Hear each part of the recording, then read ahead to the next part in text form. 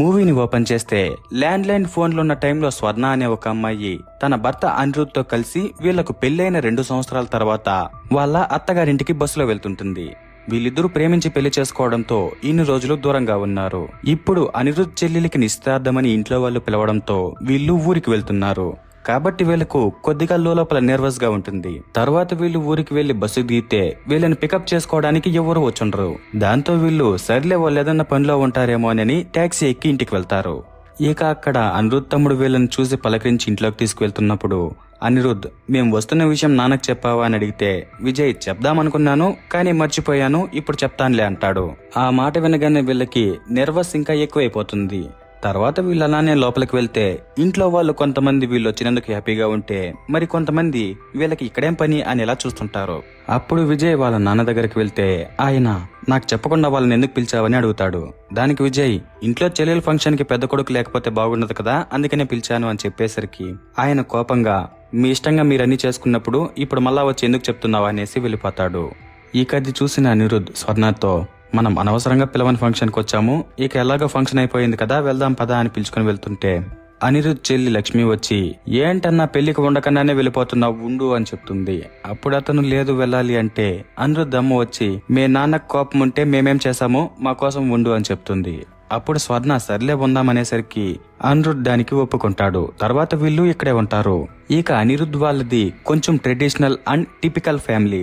ఇక వాళ్ళతో మాట్లాడదామని స్వర్ణ మరుసటి రోజు వెళ్లేసరికి అనిరుద్ బామ్మ, మీరు ఏమిటోళ్ళు అని అడుగుతుంది. ఇక ఆ మాటకు అర్థమేంటో ఆ పిల్లకి అర్థం కాదు. దాంతో తను బిత్తర ముఖం వేసుకొని చూస్తుంటే ఆ ఇంటి అల్లుడు సుబ్బు, బామ్మ మిమ్మల్ని మీ క్యాస్ట్ ఏంటి అని అడుగుతోంది అంటాడు.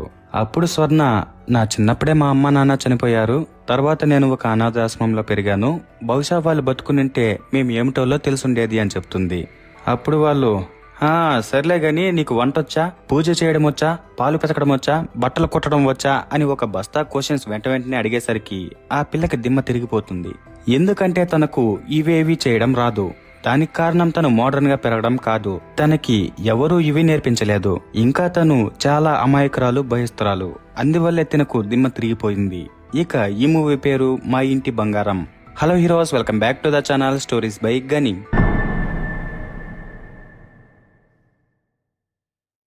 తర్వాత తను ఆ విషయాలన్నీ తన భర్తకు చెప్పి వాళ్ళు అడిగిన పనులన్నీ చేసి తను కూడా ఒక మంచి కోడలే అని నిరూపించుకోవాలి అనుకుంటూ ఉంటుంది.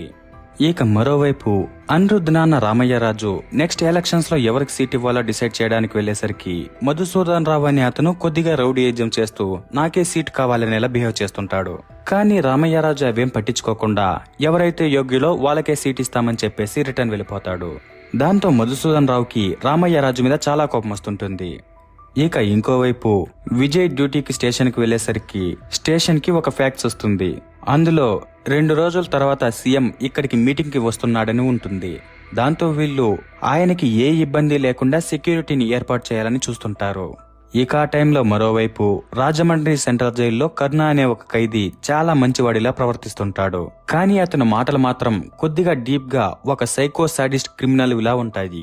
ఇక అతని దగ్గరికి శివ అనే ఒక అతను వచ్చి, నేను బస్సులో ఒక ఆమెను చూశాను, తను ఝాన్సీ లాగే కనిపించింది, ఆ విషయం నీకు చెప్దామని వెంటనే వచ్చేసాను అనేసరికి కరుణ, కాదురా, ఝాన్సీ నాకెంత ఇంపార్టెంటో తెలుసు కూడా, నువ్వు అక్కడున్నది ఝాన్సీనా కాదా అని కన్ఫర్మ్ చేసుకోకుండా నా దగ్గరికి వస్తావా అని తిట్టి, తర్వాత మళ్ళీ నువ్వు ఫస్ట్ వెళ్లి అది ఝాన్సీయో కాదో కన్ఫర్మ్ చేసుకుని వచ్చి నాకు చెప్పు అని పంపించేస్తాడు. ఇక మరోవైపు స్వర్ణ ఏమో తెల్లవారి నిద్రలేచి అందరి దగ్గర మంచి కోడలు అనిపించుకోవాలని స్నానం చేసి చీర కట్టుకొని ఆడవాళ్ళందరూ తులసి చెట్టుకు పూజ చేస్తుంటే అక్కడికి వెళ్తుంది. కానీ కంగారులో చీర సరిగ్గా కట్టుకోకుండా వెళ్తుంది. ఆ విషయాన్ని వాళ్ళు కొంచెం వికారంగా చూస్తుంటే దీని వెంటనే గమనించి చీర సర్దుకుంటుంది. తర్వాత అనిరుద్ధమ్మ స్వర్ణాన్ని తులసి చెట్టుకు పూజ చేసి బొట్టు పెట్టమ్మా అంటే ఆ పిల్లకి పూజ ఎలా చేయాలో చేతకాక తడబడుతుంటుంది. అప్పుడు లక్ష్మి కొంచెం సైగలతో హెల్ప్ చేసేసరికి స్వర్ణ ఎలాగోలా మేనేజ్ చేసి పూజ చేసేస్తుంది. ఈ కథ చూసి వాళ్ళు ఈ పిల్ల మన కొంపకి ఎలా కోడలుగా వచ్చిందో అనుకుంటూ ఉంటే సడన్ గా వీళ్ళకి ఇష్టమైన చిన్న కోడలు పూజ దగ్గరకు వస్తుంది. అప్పుడు మాడు ముఖాలతో ఉన్నందరూ ఆనందమైన ముఖాలతో వెలిగిపోతుంటారు. ఇక చిన్న కోడలి పేరు అనసూయ. ఆ పిల్ల ఇంటి పనులు, వంట పనులు వీళ్ళకు ఏ విధంగా ఎప్పుడు కావాలో అదే విధంగా అన్నీ చేయడం వల్ల వాళ్ళు ఆ కోడలంటే బాగా ఇష్టంగా ఉంటారు. ఇక ఆ విషయాన్ని చూసిన స్వర్ణ మళ్ళీ ఆ విషయాలన్నీ తర్వాత తన మొగుడికి చెప్పి, నేను కూడా ఆ పిల్లలాగే అన్ని పనులు చేసి మంచి కోడలు అనిపించుకుంటాను అని అనసూయకు పోటీగా పనులు చేయడం స్టార్ట్ చేస్తుంది. కానీ స్వర్ణకి పనులు చేయడం చేత కాదు కాబట్టి ఏ లాభం ఉండదు. దాంతో తిను వాళ్ళకి ఇష్టమైన వంటలు చేసి వాళ్ళని మెప్పిద్దామనుకుంటుంది. కానీ తినకేమో వంటలు చేయడం అస్సలు చేత కాదు. అయినా కూడా తిను వదలకుండా ఒక ప్లాన్ వేసి వేరే ఊర్లో ఉన్న తన ఫ్రెండ్ కిరణ్మయ్యకి ఫోన్ చేసి ఈ విషయాలన్నీ చెప్పి తనకు వంటలలో హెల్ప్ చేయడం కోసం ఇక్కడికి రమ్మని అడుగుతుంది. అప్పుడు కిరణ్మయ్యి, మా ఆయనకు నేను వంట చేయకపోతే ఆయనకు ముద్ద కూడా దిగదే, నేను రాలేనువే అంటుంది. అప్పుడు స్వర్ణ, అంతేలేవే, నేను నీకు చిన్నప్పుడు చేసిన హెల్ప్ అంతా మర్చిపోయావు. చిన్నప్పుడు అనాథాశ్రమంలో నా దగ్గర ఉండే డబ్బులంతా పెట్టి నీకు పిన్నుసులు, రిబ్బన్లు అన్నీ కొనిచ్చాను. నువ్వు అప్పుడు బాగా రెడీ అయినావు కాబట్టి నిన్ను దత్తత తీసుకున్నారు. కానీ నన్ను ఎవరు దత్తత తీసుకోలేదు. నీలాగే నన్ను కూడా ఎవరైనా దత్తత తీసుకుని ఉంటే అన్ని పనులు నేను కూడా నేర్చుకునేదాన్ని. అంతేలే, నువ్వు నాకేమీ హెల్ప్ చేయవులే. నీకు దొరికినట్టే నాలాంటి ఫ్రెండ్ నాకు దొరికింటే ఎంత బాగుంటో. అయినా నేను ఎప్పుడైనా హెల్ప్ చేయమని అడిగానా అనేసరికి కిరణ్మయ్యి, ఎన్ని అబద్ధాలు ఆడుతున్నావే, పోయిన నెల కూడా హెల్ప్ చేయమని అడిగావు కదే అంటే స్వర్ణ, ఈ నెలలో అడగలేదు కదా, నువ్వు నాకు హెల్ప్ చేసేదానికి రా అని మాట్లాడుతుంది. దానికి కిరణమయ్యి, సర్లే ఎడవకు వస్తున్నానని చెప్పి తర్వాత తన భర్తని మేనేజ్ చేసి ఈ ఊరికి వస్తుంది. అప్పుడు స్వర్ణ కిరణ్మయ్యి ఇంట్లో ఉంటే తనకు వంటలు రావని ఇంట్లో వాళ్ళకి తెలిసిపోతుందని కిరణ్మయ్యని ఒక లాడ్జ్ దగ్గరకు తీసుకువెళ్తుంది. ఇక కిరణ్మయ్యని లాడ్జిలో ఉంచుతున్నందుకు ఆ పిల్ల ఫుల్ షాక్ అయిపోతుంది. తర్వాత మళ్ళీ సర్లే ఏదో ఒకటి తనకి హెల్ప్ చేయడానికే కదా వచ్చిందేదని అడ్జస్ట్ అవుతుంది. ఇక మరోవైపు రామయ్యరాజు ఇంటి దగ్గరికి మాధవరావు వచ్చి ఈసారి ఖచ్చితంగా నాకే సీట్ కావాలి అని కొద్దిగా వార్నింగ్ ఇచ్చినట్టు మాట్లాడేసరికి అనిరుద్ మధ్యలో కలగజేసుకుని, మా నాన్నకి బెదిరింపులంతా తెలియవు, దానికి కారణం ఆయన తన 30 ఏళ్ల రాజకీయ జీవితంలో ₹1 కూడా దొంగ సొమ్ము సంపాదించలేదు, అందుకనేనేమో అంటాడు. ఇక ఆ మాటలన్నీ మధుసూదన్ని ఎక్కిరించినట్టు ఉండేసరికి అతని మనుషులు కోపంతో గొడవకు వస్తుంటారు. అప్పుడు రామయ్యరాజు వాళ్ళని ఆపి, ఆయన వీళ్లతో మనకేంటి మాటలని తన వాళ్ళని పిలుచుకొని వెళ్లిపోతాడు. దాంతో మధుసూదన్ రావుకి కోపం ఇంకా ఎక్కువ అవుతుంటుంది. ఇక ఆ టైంలో మరోవైపు స్వర్ణ కిరణ్మయిని కూరగాయలు కొనడానికి మార్కెట్ కి తీసుకువెళ్లి వంటలు ఎలా చేయాలో చెప్పవే అని అడిగితే కిరణ్మయి కొంత ప్రాసెస్ చెప్తుంది. కాకపోతే అది గుర్తు పెట్టుకోవడం చాలా కష్టంగా ఉండేసరికి స్వర్ణ తన చిన్న బ్రెయిన్ తో ఒక ఐడియా ఆలోచించి కిరణ్మయిని, మా ఇంటి వంట రూమ్ దగ్గర పెద్ద కిటికీ ఉంది, నువ్వు అక్కడికొచ్చి చాటుగా నిలబడుకొని ఏవి ఎప్పుడు ఎలా వేయాలో చెప్పు, నేను అలా వంట చేస్తాను అంటుంది. ఆ మాట వినగానే కిరణ్మయి ఫుల్ షాక్ అయిపోయి, ఏదైనా జరిగే పనుంటే చెప్పవే అని తర్వాత మళ్ళీ, అయినా ఇప్పుడు వెంటనే మీ ఇంట్లో వాళ్ళని ఇంప్రెస్ చేయాల్సిన అవసరం ఏముంది అని అడిగేసరికి స్వర్ణ, మా ఆయన నన్ను పెళ్లి చేసుకోవడం వల్లే తన కుటుంబానికి దూరం అయ్యాడు, ఇప్పుడు నేనే కదా ఆయన్ని ఎలాగైనా తన కుటుంబానికి దగ్గర చేయాలి, అందుకనే కష్టమైనా ఇలా చేయాలనుకుంటున్నాను అంటుంది. ఇక వీళ్ళిద్దరూ దాని గురించి మాట్లాడుకుంటున్న టైంలో పక్కన శివ స్వర్ణాన్ని ఫాలో అవుతున్న విషయం స్వర్ణ గమనిస్తుంది. దాంతో తను పక్కకు వచ్చినట్టు వచ్చి తర్వాత అతనితో, ఎవడరా నువ్వు, ఎందుకు నన్ను ఫాలో అవుతున్నావు అని అడిగితే అతను, నిన్ను ఎక్కడో చూసినట్టుంది, నువ్వు అడవుల్లో ఏమన్నా ఉన్నావా, నువ్వు ఝాన్సీవే కదా అంటాడు. అప్పుడు ఆ పిల్ల, ఇంకోసారి నాకు కనపడితే నిన్నక్కడే చంపేస్తాను అని వార్నింగ్ ఇచ్చేసరికి శివ వెంటనే అక్కడి నుంచి పారిపోతాడు. ఇక వార్నింగ్ ని చూసిన కిరణ్మయి కూడా చాలా భయపడిపోయి, ఏంటే వాడిని అలా భయపెట్టేశావు అని అడిగితే స్వర్ణ, సీరియస్ గా డైలాగ్ చెప్తే ఎవరైనా భయపడతారులే అని చెప్పి తనను తీసుకువెళ్లిపోతుంది. తర్వాత స్వర్ణ ఇంటికి వెళ్లి ఒక ఆమెకు ఫోన్ చేసి వాడు ఇంకా జైల్లోనే ఉన్నాడా అని అడిగితే ఆమె వాడి మీద ఉన్న కేసులకి అప్పుడే బయటకు రాడలే, అయినా ఏమైంది అని అడుగుతుంది. దానికి స్వర్ణ, ఏం లేదులే, ఒకసారి కనుక్కుందామని ఫోన్ చేశాను అంతే అని ఫోన్ పెట్టేస్తుంది. ఆ టైంలో తిన వెనక అనసూయ వచ్చేసరికి స్వర్ణ ఆ పిల్లకి ఫోన్ చేసిన విషయం తెలియనివ్వకుండా నీళ్లు తాగడానికి వచ్చాను అని అలా మాట్లాడి వెళ్ళిపోతుంది. ఆ తర్వాత తన భర్త టిఫిన్ తినకుండా హాస్పిటల్కి వెళ్లాడని ఒక క్యారీ తీసుకుని అక్కడికి వెళ్లి, మీరు ఇక్కడేం చేస్తున్నారు అని అడిగితే అనిరుద్, ఈ ఊర్లో స్పెషలిస్టులు ఎవరు ఉండరు కదా, అందుకే వచ్చినప్పుడు ఇలా ట్రీట్మెంట్ చేస్తూ హెల్ప్ చేస్తుంటాను అని చెప్తాడు. అలాగే అతను వాళ్ళ నాన్న తనతో మాట్లాడడం లేదని కొద్దిగా బాధగా కూడా ఉంటాడు. ఇక ఆ విషయాన్ని స్వర్ణ చూసి, ఆయన మీతో మాట్లాడకపోతే నువ్వే మాట్లాడొచ్చు కదా అని చెప్పేసరికి అనిరుద్ దాని గురించి ఆలోచిస్తుంటాడు. ఆ తర్వాత రోజు వాళ్ళ ఇంట్లో చాలా రకాల వంటలు చేస్తుంటే ఇంట్లోని ఆడవాళ్ళు ఆశ్చర్యంగా అది చూస్తూ, చిన్న కోడలు ఇవన్నీ ఎందుకు చేసిందబ్బా అనుకుంటూ ఉంటూ తర్వాత ఆ పిల్ల వచ్చేసరికి తనని అడిగితే అనసూయ, నేను ఇవన్నీ చేయలేదంటుంది.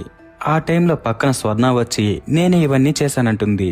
దాంతో వాళ్ళు మా కోసం ఇంత కష్టపడ్డావా, నువ్వు ఎంత మంచిదారు అని ఇలా ప్రేమ చూపించేసరికి తిను మురిసిపోతుంటుంది. నిజానికి తను ఒక మాస్టర్ ప్లాన్ వేసి తన ఫ్రెండ్ కు వంటల లిస్టు మొత్తం చెప్పి ఆ పిల్ల చేత వండించి తర్వాత క్యారీలతో తెల్లవారి ఎవరికీ తెలియనివ్వకుండా ఇంట్లోకి తెప్పించి ఇలా చేసుంటుంది. ఇంకా తను ఇది ఒక్కటే కాకుండా ఆ ఇంట్లో ఎవరికీ తెలియనివ్వకుండా వాళ్ళ ఫ్రెండ్ చేత ముగ్గులు వేపించి తనే వేసినట్టు అందరికీ చూపిస్తుంటుంది. దాంతో వాళ్ళు స్వర్ణకి కూడా అన్ని చేతొచ్చు, తను కూడా మంచి కోడలే అనుకుంటూ ఉంటారు. కానీ అరవింద్కేమో స్వర్ణ ఇవన్నీ చేయలేదని ముందుగానే తెలుసు. కాకపోతే అతను ఏం మాట్లాడడు. ఇంకా అతను కూడా వాళ్ళ నాన్నకి టాబ్లెట్లు ఇస్తూ కొద్దిగా మాట్లాడడానికి చూస్తుంటాడు. ఇక వీళ్ళిలా ఉంటే మరోవైపు శివ జైల్లోని కరుణకు ఫోన్ చేసి, అన్నా నాకు డౌట్ వచ్చిన పిల్ల దగ్గరకు వెళ్ళాను, ఒకసారి తనే ఝాన్సీ అనిపిస్తోంది, ఒకసారి కాదేమో అనిపిస్తోంది, ఇప్పుడు ఏం చేయమంటావు అని అడిగితే కరుణ, సరే నువ్వు ఒక పని చెయ్యి, కొంతమంది మనుషులను తీసుకువెళ్లి ఆ పిల్లని చంపేయి, తను చనిపోయిందంటే తను ఝాన్సీ కాదు అని చెప్పి ఫోన్ పెట్టేస్తాడు. దాని అర్థం ఇండైరెక్ట్ గా ఒకవేళ తను ఝాన్సీయే అయితే శివ చచ్చిపోతాడు అని. ఇక మరోవైపు స్వర్ణ కిరణ్మయ్యతో వంటలు చేపిస్తూ ఎవరికీ తెలియనివ్వకుండా మేనేజ్ చేసి అందరి దగ్గర మంచి పేరు తెచ్చుకుంటూ ఉంటే అనసూయకి తన మీద చూపిస్తున్న ప్రేమ షిఫ్ట్ అయిపోతున్నట్టు అనిపిస్తుంటుంది. అందుకోసం ఆ పిల్ల తను కూడా ఎక్కువ వంటలు చేయాలని ఫిక్స్ అవుతుంది. అందుకోసం ఒకరోజు ఫుల్గా వంటలు చేస్తుంటే పక్కన వాళ్ళ బామ్మ, నేను నా మనవరాలికి పెళ్లి కుదిరితే ఒక గుడికి వస్తానని మొక్కుకున్నాను, ఈ ఇంట్లో మగవాళ్ళందరూ ఎవరి పనుల్లో వాళ్ళున్నారు, కానీ నా మొక్కు మాత్రం పట్టించుకోవడం లేదు అని మాట్లాడుతుంటే సుబ్బు వెంటనే, మీరేం బాధపడద్దండి బామ్మ, నాకు గుడిలో అందరూ తెలుసు, నేను తీసుకువెళ్తాను అని ఇంట్లోని ఆడవాళ్ళందరినీ గుడికి తీసుకువెళ్తాడు. కానీ ఆ టైంలో అనసూయ వంటలు చేసి మెప్పు పొందడానికి ఇంటి దగ్గరే ఉండిపోతుంది. కానీ మిగిలిన ఆడవాళ్ళందరూ వెళ్తారు. ఇక వాళ్ళు హ్యాపీగా దేవుని దర్శనం చేసుకుంటున్నప్పుడు గుడిలో కొంతమంది వీళ్ళని ఫాలో అవుతుంటారు. ఆ విషయాన్ని స్వర్ణ గమనించి తనని మళ్ళీ ఫాలో అవుతున్నారేమో అనుకుని కన్ఫర్మ్ చేసుకోవడానికి పక్కకు వెళ్తే వాళ్ళు తినని కాకుండా తన ఫ్యామిలీని ఫాలో అవుతుంటారు. దాంతో స్వర్ణకి వాళ్ళొచ్చింది తన కోసం కాదు, తన ఫ్యామిలీ కోసం అని అర్థమయ్యి ఫ్యామిలీ వాళ్ళందరినీ వెంటనే కారు ఎక్కించి తనే డ్రైవ్ చేస్తూ ఇంటికి తీసుకొస్తుంటుంది. అప్పుడు వాళ్ళు కూడా వదలకుండా వెనకాలే వచ్చేసరికి స్వర్ణ ఎలాగోలా కారుతో డమాల్ డిమిల్ అని అందరినీ గుద్దేసి అందరినీ ప్రాణాలతో ఇంటికి పిలుచుకుని వచ్చేస్తుంది. ఇక ఇంట్లో రామయ్యరాజేమో నాకు చెప్పకుండా గుడికి ఎందుకు వెళ్లారు అని అరుస్తుంటే స్వర్ణ వాళ్ళను తిట్లు పడనివ్వకుండా నేనే వాళ్ళను తీసుకువెళ్లాను అని చెప్తుంది. దాంతో ఆయన ఆ పిల్లని ఏమనకుండా పక్కకు వెళ్ళిపోతాడు. దానివల్ల ఆ పిల్ల మీద ఇంట్లో వాళ్ళకి గౌరవం పెరుగుతుంది. అందువల్ల ఈరోజు అనసూయ చేసిన వంటల్ని ఎవరూ పట్టించుకోకుండా స్వర్ణనే పొగుడుతుంటారు. ఇక స్వర్ణ అత్తేమో తరతరాలుగా వాళ్ళ పెద్ద కోడలికి ఇస్తున్న ఒక బంగారు నెక్లెస్ ని స్వర్ణకి ఇద్దామని వాళ్ళ ఆయనతో చెప్పి తర్వాత స్వర్ణాన్ని పిలిచి ఆనందంగా తన చేతికిస్తుంది. దాని అర్థం వాళ్ళ ఆ పిల్లని పూర్తిగా కోడలిగా అంగీకరించినట్టు. దీనివల్ల స్వర్ణ ఇది ఎప్పటికీ ఇలాగే ఉండాలని తర్వాత తన ఫ్రెండ్ దగ్గరికి వెళ్లి విషయాలన్నీ చెప్పి ఫాస్ట్ గా నువ్వు నీకు వచ్చిన వంటలన్నీ నాకు నేర్పించేవే అని అడిగితే కిరణ్మయ్యి, ఏంటి కామెడీగా ఉందా నీకు, తరతరాల నుంచి నేర్చుకున్న జ్ఞానం ఇది అని ఒక రేంజ్ లో కొన్ని మాటలు మాట్లాడేసరికి స్వర్ణ ఫుల్ షాక్ అయిపోతుంది.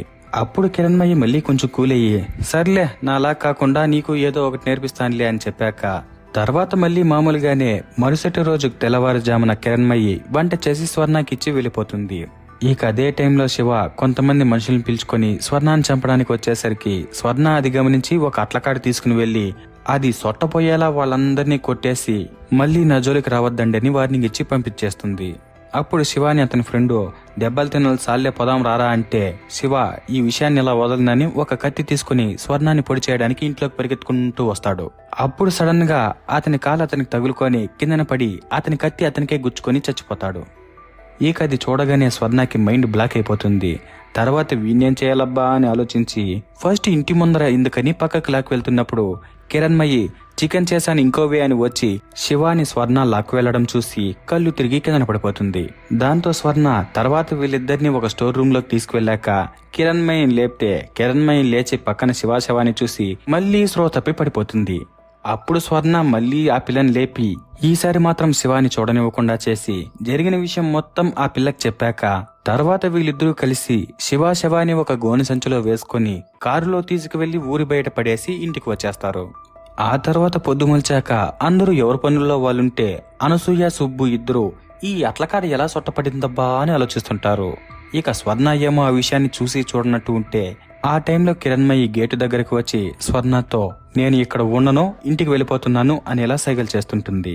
ఇక స్వర్ణ ఒక నిమిషం నీతో మాట్లాడాలే అని ఆ పిల్లకి సైకిల్ చేసి తర్వాత సపరేట్ గా ఒక కాలువ దగ్గరకు తీసుకువెళ్ళాక నేనింతవరకు ఈ విషయం మా ఆయనకు కూడా చెప్పలేదు, నీకే చెప్తున్నాను అని ఇదంతా ఎందుకు జరుగుతుందో చెప్తుంది. స్వర్ణ అమ్మ నాన్న చిన్నప్పుడే కార్ యాక్సిడెంట్ లో చనిపోవడంతో తనని ఒక అనాథాశ్రమంలో వేసుంటారు. అక్కడే తనకు కిరణ్మయి ఫ్రెండ్ అయి ఉంటుంది.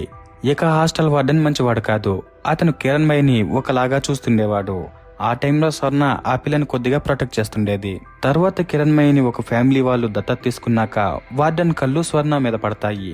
దాంతో ఆ పిల్ల భయంతో ఆశ్రమం నుంచి పారిపోయి ఉంటుంది. తర్వాత తిను చిన్న చితకా పనులు చేస్తూ చదువుకుంటూ ఒక రూమ్ లో ఉంటే ఆ ఇంటి ఓనర్ ఎప్పుడెప్పుడు ఈ పిల్ల మీద పడదామా అన్నట్టు ఉండేవాడు.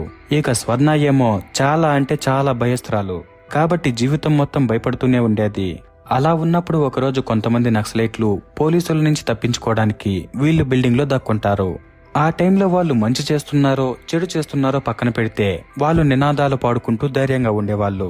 ఇక ఆ ధైర్యం ఈ పిల్లకి లేకపోవడంతో తిని కూడా వాళ్ళలాగా ఉండాలనుకుంటుంది. అందుకోసం ఒకరోజు ధైర్యం చేసి డోరుకు గడి పెట్టకుండా పడుకుంటుంది.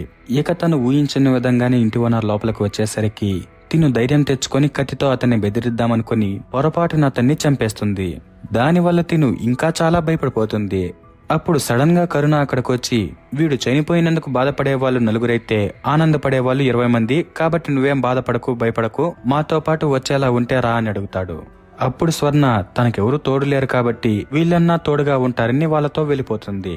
తర్వాత వాళ్ళతో అప్పుడప్పుడు ఊర్లో తిరగడం, అడవుల్లో ఉండటం, ఇంకా వాళ్ళ దగ్గర ఫైటింగ్ స్కిల్స్ అన్ని నేర్చుకుంటూ తన భయాన్ని కొద్ది కొద్దిగా పోగొట్టుకుంటూ ఉంటుంది.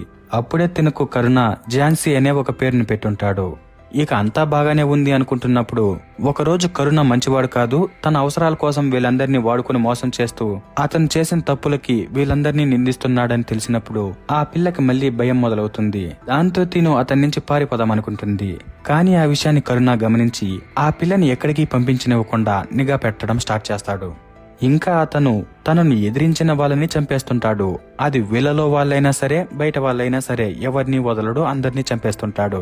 ఇక దీనివల్ల విసిగిపోయిన వీళ్ళందరూ ఒకరోజు ప్లాన్ చేసి అతను వేరే వాళ్ళ దగ్గర డబ్బులు తీసుకుంటున్న ఇన్ఫర్మేషన్ ని పోలీసులకి చేస్తారు. దాంతో పోలీసులు వచ్చి కరుణాని పట్టుకు వెళ్ళిపోతారు.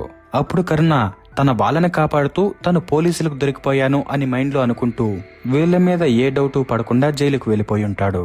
ఇక అతని పీడ వదిలిపోవడంతో స్వర్ణ బయటికి వచ్చేసి ఆ తర్వాత అనిరుద్ని పెళ్లి చేసుకుని ఉంటుంది. ఇక ఈ విషయం తన ఫ్యామిలీలో ఎవరికైనా తెలిస్తే తనను వదిలేస్తారేమోనని భయంతో తన భర్తకు కూడా ఆ విషయాన్ని చెప్పలేక లోపలే భయపడుతుంటుంది. ఎందుకంటే ఆ పిల్ల మనస్తత్వం ఇంకా తను పెరిగిన పరిస్థితులు అలాంటివి కాబట్టి. ఇక ఆ విషయాలన్నీ అర్థం చేసుకున్న కిరణ్మయి పెళ్లయ్యేంత వరకు ఊరికి వెళ్లకుండా ఇక్కడే ఉంటానని చెప్తుంది. దాంతో స్వర్ణ హ్యాపీగా ఈసారి కిరణ్మయిని లాడ్జిలో వదలకుండా వాళ్ళ ఇంటికి పిలుచుకుని వెళ్లి తిను నా ఫ్రెండు, తినకు తిన భర్తకి గొడవయింది, అందుకని కొన్ని రోజులు ఇక్కడ ఉండడానికి వచ్చింది అని చెప్పేసరికి వాళ్ళు సరేనంటారు. తర్వాత వీళ్ళు పెళ్లి పనుల్లో హ్యాపీగా ఉంటే మరోవైపు కరుణ స్వర్ణ దగ్గరకు పంపించిన శివ ప్రాణాలతో రాలేదు కాబట్టి ఇక్కడున్నది ఝాన్సీ అని ఫిక్స్ అయిపోయి జైల్లో ఒక అతన్ని చంపేసి అలాగే జైలు మొత్తం గ్యాస్ సిలిండర్లతో పేల్చేసి తప్పించుకొని బయటకు వచ్చేస్తాడు. కానీ తప్పించుకునే టైంలో అతను జైల్లోనే కాలి చనిపోయినట్టు సాక్ష్యాలు క్రియేట్ చేసి బయటకు వచ్చేస్తాడు. దాంతో పోలీసులకి అతను పారిపోయిన విషయం తెలియదు.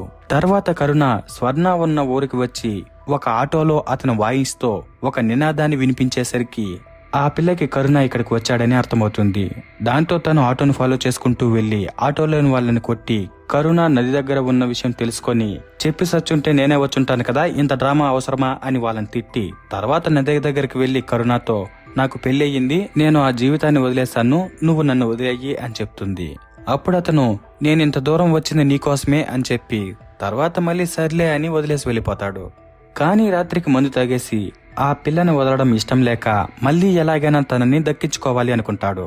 ఇక మరోవైపు పోలీస్ స్టేషన్ కు ఎస్పీ వచ్చి విజయ్తో చాలా సంవత్సరాల ముందు నేను పనిచేసిన ఒక ఊర్లో నిన్న ఆటోలో వినిపించిన నినాదాలే వినిపించాయి, అప్పుడు అక్కడికి వచ్చిన మినిస్టర్ చనిపోయాడు, ఇప్పుడు మళ్లీ అవే నినాదాలు వినిపించాయంటే ఏదో పెద్దగానే ప్లాన్ జరుగుతోంది, కాబట్టి చాలా అలర్ట్ గా ఉండండి అని చెప్తాడు. ఆ టైంలో మరోవైపు రామయ్యరాజుకు తన కుటుంబంపై అటాక్ చేపించిండేది మధుసూదన్ రావే అనిపిస్తుంటుంది. తర్వాత ఆయన పార్టీ టికెట్ ఇద్దామని నిర్ణయించిన అతని దగ్గరకు వెళ్తే అతను నేను పోటీ చేయలేను, నాకంటే అనుభవజ్ఞులు వేరే వాళ్ళు ఉన్నారు కదా, వాళ్ళకే ఇవ్వండి అంటాడు. ఇండైరెక్ట్ గా మధుసూదన్ కే ఇవ్వండి అంటున్నాడు. దాంతో రామయ్యరాజుకి ఇతన్ని కూడా మధుసూదన్ రావు భయపెట్టాడని అర్థమయ్యి ఇక అతన్ని ఇలా వదలకూడదని మధుసూదన్ రావు చేసిన లిక్కర్ స్కామ్ ఫైల్ ని బయట పెట్టాలనుకుంటాడు. ఇక ఈ విషయం కరుణాకి తెలిసి అతను మధుసూదన్ దగ్గరికి వెళ్లి, నీ లిక్కర్ స్కామ్ ఫైల్ ని రామయ్యరాజు సీఎంకి ఇవ్వాలని చూస్తున్నాడు. అందులో కేవలం 10 కోట్లే ఉంది, కానీ ఇంకా లోడితే 20 కోట్లు కనిపిస్తుంది. ఇంకా లోతుగా వెళ్తే దానికోసం నువ్వు చేసిన హత్యలు కూడా బయటపడతాయి. కాబట్టి దీని నుంచి నేనొక్కడినే నిన్ను బయటపడేయగలను అని చెప్పి అతనితో చేతులు కలుపుతాడు. ఇక మరోవైపు రాత్రికి రామయ్యరాజు ఈ కేసు గురించి స్టడీ చేస్తుంటే స్వర్ణ వెళ్లి ఆయనకి హెల్ప్ చేస్తుంది. తర్వాత రోజు ఆయన సీఎం కి స్కామ్ గురించి రాసిన లెటర్ ఇంట్లోనే మర్చిపోయి వెళ్తుంటే స్వర్ణ అది ఇచ్చి రిటర్న్ ఇంట్లోకి వెళ్తున్నప్పుడు తినకు ఇంటి గోడపై ఒక గుర్తు కనిపిస్తుంది. స్వర్ణ అడవిలో ఉన్నప్పుడు అలాంటి గుర్తులు వేస్తుండేది. వాటికి అర్థం ఆ గుర్తులు ఏ ఇంటిపై కనిపిస్తాయో ఆ ఇంట్లో ఒకరు చనిపోతారు అని. ఇక దాన్ని స్వర్ణ ఇప్పుడు చూడగానే ఆ ఇంట్లో ఒకరు చనిపోతున్నారని తనకు అర్థమయ్యి అది ఎవరో మాత్రం అర్థం కాకుండా టెన్షన్ తో పిచ్చెక్కిపోతుంటుంది. అప్పుడు తిను కరుణ ఎలా ఆలోచిస్తాడో గెస్ చేస్తుంది. దాని ప్రకారం ఇంట్లో ఎవరు చనిపోతే కుటుంబం ఎక్కువ సఫర్ అవుతుందో వాళ్ళని చంపుతాడని అనిపించి వెంటనే తన మామగారిని కాపాడదామని వెళ్తున్నప్పుడు అనసూయ వచ్చి, నువ్వు చేపల కూర బాగా చేస్తావంట కదా, ఒకసారి చేద్దురా అని అడుగుతుంది. అప్పుడు స్వర్ణ పనుంది తర్వాత చేస్తానులే అంటే ఆ పిల్ల వినిపించుకోదు. దాంతో స్వర్ణ సరే నేను వెళ్లి చేపలు తీసుకుని వస్తాను అని బయటకు వస్తే అనసూయ నువ్వు ఎలా చేపలు సెలెక్ట్ చేస్తావో నేను చూడ్డానికి వస్తానంటుంది. అప్పుడు స్వర్ణ ఈ పిల్ల వినేలా లేదని తనని కూడా తీసుకువెళ్తుంది. ఇక ఆ టైంలో స్వర్ణకి మళ్ళీ కరుణ తన మామగారిని కాకుండా అతనికి తనకు మధ్యలో ఉన్నది తన భర్తే కాబట్టి అతన్నేమైనా చంపేస్తాడేమోనని భయంతో రిటర్న్ మళ్ళీ హాస్పిటల్కి వెళ్తుంటుంది. కానీ మళ్ళీ తన భర్తను చంపాలంటే డైరెక్ట్ గానే చంపేస్తాడు కదా, ఇలా గుర్తులంతా వేయడు కదా, దాన్ని బట్టి వాళ్ళ మామగారినే చంపేయడానికి చూస్తున్నాడు అని మళ్ళీ రిటర్న్ తిప్పుకొని వాళ్ళ మామగారు ఉన్న మీటింగ్ కి వెళ్తుంది. ఆ టైంలో అనసూయ మనం అసలు ఇక్కడ కిందకు వచ్చాము, ఇక్కడ చేపలు ఎందుకుంటాయి అని మాట్లాడుతుంటే స్వర్ణ ఏయ్ నాకు చేపల కూర చేయడం రాదు, నువ్వు ఎవరికి చెప్పుకుంటావో చెప్పుకోపో అని టెన్షన్ తో అరిచేసి తర్వాత వాళ్ళ మామగారిని చంపడానికి వచ్చిన వాళ్ళ కోసం వెతుకుతుంది. ఆ టైంలో ఒక బస్సులో జనాలు కనిపించేసరికి తిను లోపలికి వెళ్లి ఇక్కడి నుంచి వెంటనే వెళ్ళిపోండి, ఫ్యామిలీ జోలికొస్తే మాత్రం ఊరుకోను, వెళ్ళి కరుణాకు చెప్పండి అంటే వాళ్ళు నీ మాట మేమేంది వినేది అని ఎలా మాట్లాడతారు. ఇక వాళ్ళు ఎంతకీ వెళ్ళకపోవడంతో ఆ పిల్ల వాళ్ళని ఫుల్లుగా కొట్టేసి బస్సును అక్కడి నుంచి పంపించేస్తుంది. ఇక ఆ టైంలో పక్కన వాళ్ళ మామగారు కూడా సీఎం కి ఆ స్కామ్ ఫైల్ ని ఇచ్చేస్తాడు. కానీ కరుణ మెయిన్ ప్లాన్ ఆ ఫైల్ ని ఆపడం అవేవీ కాదు, జస్ట్ స్వర్ణకి లోపల ఉన్న భయాన్ని బయటకు తీసి ఆ పిల్లని ఇతని దగ్గరకు వచ్చేలా చేయడం కోసం. అది ఎలాగంటే ఆ పిల్ల ఎలాగో తన బ్యాక్ స్టోరీని తన ఫ్యామిలీకి చెప్పి హెల్ప్ తీసుకోలేదు. ఎందుకంటే ఒకవేళ తను ఎవరో తెలిస్తే తన ఫ్యామిలీ తనను వదిలేయడమే కాకుండా తనను అసహ్యించుకుంటారేమోనని ఆ పిల్ల భయపడుతోంది. కాబట్టి ఆ భయాన్నే కరుణ అలుసుగా తీసుకొని ఆ పిల్లకి ఇంకా ఎక్కువ భయం తెప్పించడం కోసం వాళ్ళ ఫ్యామిలీ మీద చిన్నగా అటాక్ చేస్తున్నట్టు నమ్మిస్తే ఆ పిల్ల తన వల్ల ఆ కుటుంబానికి ఏమీ జరగకుండా ఉండడం కోసం తనంతట తానే ఇతని దగ్గరకు వచ్చేస్తుందని ఇతను ఇలా చేస్తుంటాడు. ఇక ఈ విషయాలని స్వర్ణకు కూడా అర్థమవుతాయి. కాకపోతే పొరపాటున తన వల్ల ఏదైనా ఆ కుటుంబానికి హాని జరిగితే తను ఆ బాధని జీవితం మొత్తం భరిస్తూనే ఉండాలి. కాబట్టి ఇప్పుడు ఏం చేయాలో తినకు అర్థం కాని దిక్కుతోచని పరిస్థితుల్లో బాధపడుతుంటుంది. ఇక అదే టైంలో మరోవైపు కరుణ దగ్గరికి మాధవరావు వచ్చి నువ్వేదో పెద్ద ప్లాన్ చేస్తావని మాట్లాడావు, కానీ ఏం పీకలేకపోయావు అని ఎలా అరుస్తుంటే అతను కవర్ చేయడం కోసం ఎందుకు అరుస్తున్నారు, ప్లాన్ ఇంకా కంప్లీట్ కాలేదు అని చెప్పి ఆ తర్వాత స్వర్ణ ఇంటికి వస్తాడు. ఇక మరోవైపు పోలీస్ స్టేషన్ కి ముందు జరిగిన నక్సలైట్ దాడుల్లోని కొంతమంది ఫోటోలు వస్తాయి. అందులో స్వర్ణ ఫోటో కూడా ఉంటుంది. అది చూడగానే విజయ్ తన వదిన ఒక నక్సలైటా అని ఫుల్ షాక్ లో ఉండి తర్వాత ఇంటికి వెళ్తాడు. ఆ టైంలో స్వర్ణ ఇలాగే ఉంటే మళ్లీ ఫ్యామిలీ మీదకి కరుణ ఎవరినో ఒకరిని పంపిస్తాడని ఆలోచించి దీన్ని ఇలాగే వదలకూడదని తన గతం గురించి విజయ్కి చెప్పడానికి వెళ్తుంది. ఇక వీళ్ళిద్దరూ మాట్లాడుకుంటున్న టైంలో కరుణ ఇక్కడికి వచ్చి నేను స్వర్ణకి భావని అని వీళ్ళ ఇంట్లో వాళ్ళకి పరిచయం చేసుకుంటాడు. ఆ విషయాన్ని చూడగానే స్వర్ణకి మైండ్ బ్లాక్ అయిపోతుంది. ఇక కరుణ ఏమో ఇద్దరి మధ్య సంబంధం ఉంటే ఎలా బిహేవ్ చేస్తారో అలా స్వర్ణకి తనకు మధ్య సంబంధం ఉందని ఎలా బిహేవ్ చేస్తూ ఆ పిల్లని పొద్దునూకులు పిలవడం, అన్నం తినేటప్పుడు సాంబార్లో ఎక్కువ ముక్కలు వేయమని పదే పదే చెప్పడం, అదే పనిగా తననే చూస్తూ ఇంట్లోని వాళ్ళకి డౌట్ వచ్చేలా ప్రవర్తిస్తుంటాడు. తర్వాత ఆ పిల్లని బెడ్రూమ్ లోకి పిలుచుకొని వెళ్లి ఈ పెళ్లి పిల్లలు ఇవి కాదు, నువ్వు నా దగ్గర ఉన్నావే అదే నువ్వు, కాబట్టి ఇప్పుడు నీకు ఒక్క ఛాన్స్ ఇస్తున్నాను, ఇవన్నీ వదిలేసి నాతో పాటు వచ్చాయి, నేను మీ ఇంటికి వచ్చి భోజనం చేసి ఇప్పుడు నీతో పాటు బెడ్రూమ్ లో మాట్లాడగలుగుతున్నాను అంటే ఇంకా ఏవేవి చేయగలనో బాగా గుర్తుపెట్టుకో అని వార్నింగ్ ఇస్తాడు. ఆ టైంలో పక్కన అనిరుద్ స్వర్ణాన్ని పిలిచేసరికి తను వెళ్ళిపోతుంది. అప్పుడు కరుణ కూడా ఆ పిల్ల వెనకాలే వెళ్లి అనిరుద్తో బస్సుకు లేట్ అవుతోంది, నన్ను కొద్దిగా బస్టాండ్ లో దింపేయండి అని అడిగి అతనితో పాటు బస్టాండ్కి వెళ్తాడు. ఇక ఈ విషయాన్ని చూసిన స్వర్ణ ఇప్పటికైనా నిజం చెప్పేయాలని తన భర్త రాగానే అతనికి నిజం చెప్పేస్తుంది. అప్పుడు అనిరుద్కి స్వర్ణ ఇన్ని రోజులు తన దగ్గర నిజం దాచినందుకు కోపం కంటే బాధ ఎక్కువ వస్తుంది. కానీ అతను ఇప్పుడు వాళ్ళ ఫ్యామిలీ డేంజర్ లో ఉంది కాబట్టి ఇదంతా సెటిల్ అయిపోయాక తర్వాత మనిద్దరం దీని గురించి మాట్లాడదామంటాడు. ఇక అతను ఫ్యామిలీ అని చెప్పింది స్వర్ణతో కూడా కలిపే. ఇక ఆ విషయం స్వర్ణకు అర్థమయ్యాక తను చాలా ధైర్యంగా హ్యాపీగా ఉంటుంది. అలాగే స్వర్ణ కరుణాని రిటర్న్ జైలుకు పంపించడానికి ఒక ప్లాన్ వేసుంటుంది. ఆ ప్లాన్ లో భాగంగా నిన్న ఫోటోలు తీసుకునేటప్పుడు కరుణ ముఖం కూడా ఫోటోలో కనిపించేలా ఫోటోలు తీపించి తర్వాత తన విషయాన్ని ఆ ఫోటో విషయాల్ని తన మరిది విజయ్కి చెప్తుంది. దాంతో అతను ఆ ఫోటోను కడిగించి జైల్లో చనిపోయాడని చెప్తున్న అతను ఇంకా బతికే ఉన్నాడు, అతనికి సంబంధించిన ఫోటో ఇది అని సెంట్రల్ జైలుకి పంపించేస్తాడు. దాంతో మరుసటి రోజు వాళ్ళు వచ్చి కరుణాని అరెస్ట్ చేసి జైలుకి తీసుకువెళ్లిపోతారు. దీనివల్ల ఫైనల్ గా అనిరుద్ విజయ్ ఈ ప్రాబ్లం సాల్వ్ అయిపోయింది అనుకుంటుంటే స్వర్ణ ఇంకా ఒక పని మిగిలే ఉందని చెప్పి ఆ రోజు రాత్రి తన ఫ్యామిలీ మొత్తానికి తన గురించిన నిజం చెప్పేస్తుంది.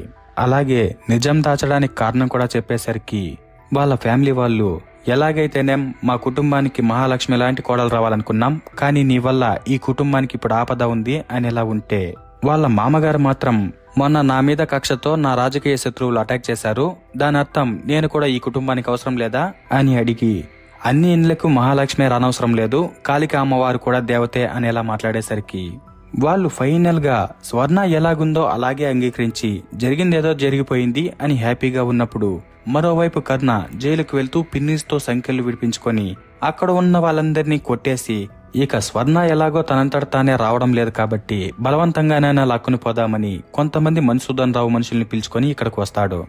ఇక అతను బయట ఉన్న విషయం ఇంట్లో వాళ్ళందరూ చూసి తర్వాత స్వర్ణ ప్లాన్ ప్రకారం డోర్లన్నీ మూసేసి మెయిన్ డోర్ ని మాత్రం ఓపెన్ చేసి మనుషుల్ని లోపలికి రప్పించి కారప్పొడి, రోకలి బండ, అట్లకాడ ఏది దొరికితే దాంతో వాళ్ళని కొట్టేసి వీళ్ళు తప్పించుకుంటారు. కానీ తర్వాత కొద్దిసేపటికి కరుణ మనుషులు వీళ్ళ మీదకొచ్చి దాడి చేస్తారు. ఆ టైంలో స్వర్ణ మామకి దెబ్బ తగులుతుంది, ఆ పిల్ల మరిదికేమో బుల్లెట్ తగులుతుంది. దాంతో వీళ్ళు ఏం చేయలేని పరిస్థితిలో ఉంటే అది చూసిన స్వర్ణ తను ఒక్కటే ఒంటరిగా వాళ్ళందరినీ ఎదుర్కోవడానికి వెళ్తుంది. ఆ టైంలో తినకు కూడా బుల్లెట్ తగిలి తిను చనిపోయే పరిస్థితికి వెళ్ళిపోతుంది. అయినా కూడా తిను లెక్క చేయకుండా ఫైనల్ గా వాళ్ళందరినీ కొట్టేసి ఆ టైంలో కరుణ వచ్చేసరికి అతనితో కూడా పోరాడి ఫైనల్ గా అతన్ని చంపేస్తుంది. కానీ కరుణ చనిపోయేటప్పుడు నిన్ను కూడా నాతో పాటు తీసుకువెళ్తానని ఆ పిల్ల పొట్టలో కాల్చేస్తాడు. కానీ ఆ గాయం పెద్ద డేంజర్ కాకపోవడంతో తిను బతికేస్తుంది. తర్వాత వీళ్ళెలాగో ఈ కుటుంబంలో మళ్ళీ కలిసిపోయారు కాబట్టి ఇక్కడి నుంచి వెళ్లకుండా ఈ ఇంట్లోనే హ్యాపీగా ఉంటారు. ఇక స్వర్ణ తను కోరుకున్న జీవితం దొరికినందుకు చాలా సంతోషంగా ఉంటుంది. ఇంకా తను ఈ కుటుంబంలో కలవడానికి చిన్న చిన్నగా వంటలు, పూజలు కూడా నేర్చుకుంటూ ఉంటుంది. ఇక స్వర్ణకి పనులు వచ్చో రాదో పక్కన పెడితే ఆ పిల్ల వాళ్ళ కుటుంబంతోనే కలిసి ఉండాలని కష్టమైన అన్ని నేర్చుకుంటోంది కాబట్టి ఆ పిల్లని వాళ్ళు వాళ్ళింటి బంగారంలా చూస్తుంటారు. అక్కడితో హ్యాపీగా సినిమా అయిపోతుంది. సో ఇంతే ఫ్రెండ్స్, మా ఇంటి బంగారం మూవీ స్టోరీ. వీడియో నచ్చితే లైక్ చేసి షేర్ చేసి మరిన్ని ఇంట్రెస్టింగ్ స్టోరీస్ కోసం మన ఛానల్ ని సబ్స్క్రైబ్ చేసుకోండి. Okay, bye bye.